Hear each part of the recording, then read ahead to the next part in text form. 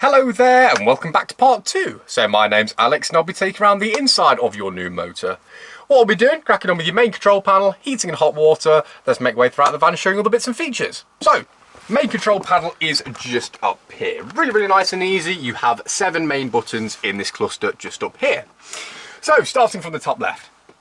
First things first, this is your main on and off switch to the entire van. Without that button on, nothing in the van is going to work. So make sure you're initially clicking that when you're first coming into the van. Just to the right hand side of that, we have your water pump. So if you want any running water in the van, you know, washing your pots, brushing your teeth, flushing your toilet, you need to make sure that water pump is on. Without it on, you just won't have any running water. A great way to tell if it's on as well is if I go ahead and run a tap. As you can see, a green LED lights up just there. So you can actually tell when it is turned on. Carrying on down here to the bottom left now, we have every single internal light going around. That's really useful if you're going out for the evening. You don't have to go around and turn them all off individually. You can literally just hit the button just up here. And then finally, on this block of 4 over here, we have your outside awning light, which Tom shows you in part 1. Right, moving into the centre then, we have your 2 level checks. We can check what's in your leisure battery, so full. And then what's in your freshwater tank, so about half full at the minute. And then finally, the light switch just here is literally just the edgeway light above my head there. Perfect, so that is your main control panel. Moving down then, we have your heating and hot water. So they're both currently turned on, but they're actually in their standby mode. To wake them up, all we have to do is go ahead and give it a wave, just like so. So this is your hot water, and this is your heating. I'm going to start off with the hot water. First things first, the plus and the minus. So from the start, the snowflake symbol just there, that is your boiler protect mode. That just keeps your boiler above 3 degrees if you eyes in the van in winter. Just means it's not going to freeze over. If we go ahead and hit plus again, we get the leaf symbol just there. That is your eco mode. That's about 40 to 50 degrees of hot water. And then finally, if we hit plus again, the full 3 bars is 60 to 70 degrees of hot water. Now, something to mention about all of these orange bars, none of them will actually be here when you first initially come into the van. They basically grow over time as it gets up to temperature. So now it's reached a full 3 bars, so I can confidently tell you later in the video, hopefully we can see some steam. Down here, we then have how you want to run it. So I'm currently running it off 2 kilowatts of electric only. I can tell that because the lightning bolt is illuminated as well as 2 blue LEDs just above it.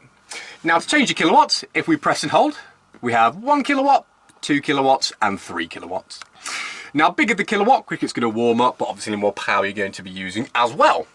So that's electric only. You can then run gas at the same time. That is your dual fuel mode. It will run it up on gas first, then drop it down to the electrics because the gas burns a lot quicker.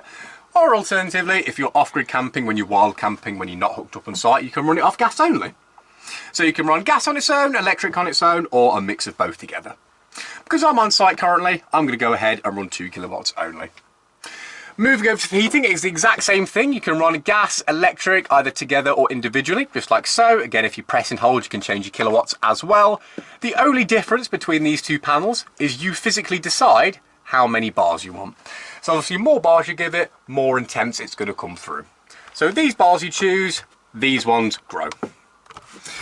Perfect, so that's heating and hot water. And then finally, just up here, we then have your gas reader just there. So obviously you can see what's in your onboard gas tank, which is basically full at the minute. Wonderful. So that is all probably the hardest parts of the van done. If we now make our way to the back, we'll come forward to make sure I'm not missing anything at all. So over this side, obviously we've got all your manuals, paperwork, nighttime bits of reading, just in case myself or Tom have confused you at any point in the 2 parts, you can always refer back to those. That's literally chock full just in there. And then obviously we do have your moving intelligence box. The eye track just in there too. As well as more storage going down. Carrying on, in the end one, we literally just have storage, so nothing too interesting in there to show you. Carrying on to the opposite side, again we just have more storage over here, and then the white box on the wall, that is your TV booster box. Very clever system, you won't need to touch that at all, that's already on its max setting, trying to find the best signal possible. Speaking of the TV, we have the bracket just behind here, and you can actually take the face off, so you don't have to unscrew your TV every single time you want to go travelling. You can literally just take the whole face of it off. Just makes your life a whole lot easier. Obviously, Tom has already shown you the bed and underneath, so I don't actually need to go under there again. So I can actually just keep moving down. So I think if we take a trip into the washroom first, if I go in first, I'll let Tom follow me in. There we are. So, starting off with the toilet, excuse me, the bowl does actually move around, so if you do want the extra legroom, that's always an option, and then flushing it is simply the blue button just at the back there, just like so. Obviously making sure that water pump is on as well. Now, when the bowl does eventually fill up like it is now, to actually empty it into the toilet set, all we have to do is come down to the grey handle and go ahead and pull it towards us just like so. And if by magic it's open the flap at the bottom and everything's dropped into the toilet set. Now, something to mention, while that flap is open, your toilet set will actually be locked in place, so you won't be able to pull it out like Tom showed you in part 1.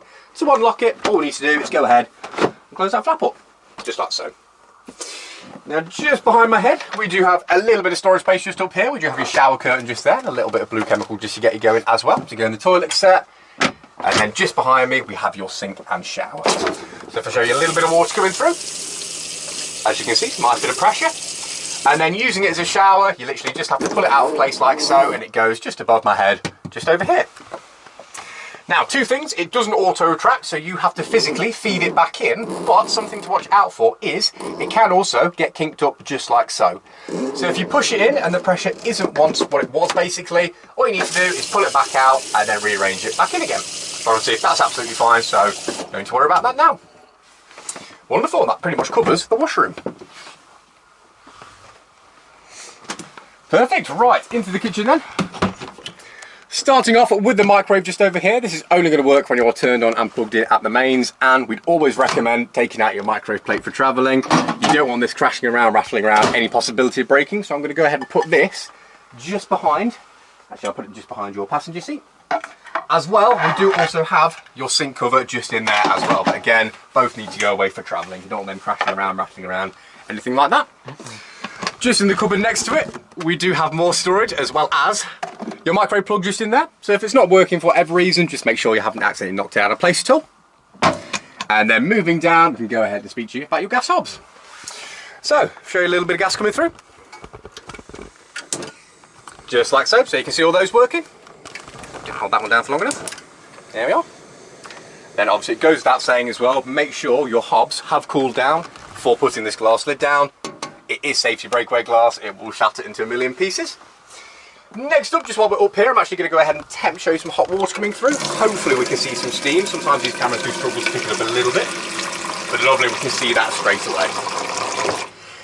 Now I've shown you all your hot water coming through, what I'm actually going to go ahead and do is turn off the hot water, just like so, as well as the water pump, because I'm actually now going to show you, or in a moment, how to drain the boiler off. You need to make sure they're both off before draining the boiler, or it's going to be like heating an empty tank. So make sure they're both turned off before draining. But before we get there, I'll show you the oven and grill working as well. So we'll do oven first, just like so, and then grill. So we see both of those working, and then obviously you do also have your grill pan or handle just in there as well. Right, carrying on down, we have literally just storage in there, so nothing too interesting in there. And then just below is where that boiler drain off is. So, when you're using the van, when you want hot water, when you want steam, anytime you're using the van, it needs to be pointing the dash, just like so. That means it's closed. But for winterization, storing it, if you're not coming back to the van for long periods of time, you do need to drain that boiler off. And to do that, all we need to do is go ahead and flick it, facing the washroom, just like so. And that'll be draining just on the floor below the van. So again, really important to do, winterization, storing it. If you're not coming back to it for long periods of time, you do not want those boiler pipes freezing or cracking. Alternatively, the water in there can just go a little bit stagnant. So if you're not using the van, go ahead and drain it off. Now, to fill your boiler back up again, what you want to do is go ahead and close it back off, just like so. And then you want to fill the fresh water up on the outside, like Tom showed you in part 1. Then you want to come on the inside, turn the pump on, and then you want to run the hot side of your tap. So obviously you do have a cold side and a hot side. If you run the hot side, what that's going to do is actually circulate round the boiler first, prime it up. It does take about 5–10 minutes. Your tap will be coughing and spluttering at you, but once you have a nice fresh flow coming out of the hot side of the tap, you know your boiler's full, you can then go ahead and turn on your hot water.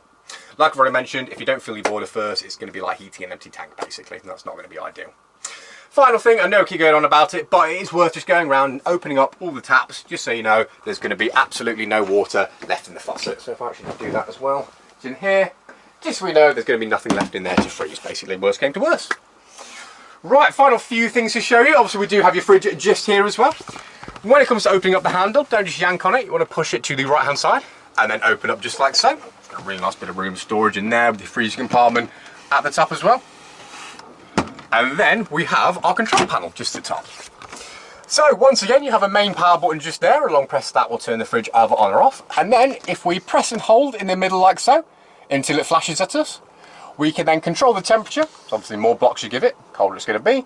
And then over this side, we have your nighttime mode. So what that does basically is it all just drops the fans down on the inside there. It's mainly if you're a light sleeper. But if you can sleep through a thunderstorm, that isn't going to apply to you. Press and hold the power button. And when it goes white, that means it's back off. Obviously this is a 12 volt compressor fridge only, it's not gas, literally just 12 volt. Just underneath it, we literally have a nice bit of storage as well, not too much to show you. And then just round the corner, behind the driver's seat, we do have your freestanding table. There we are.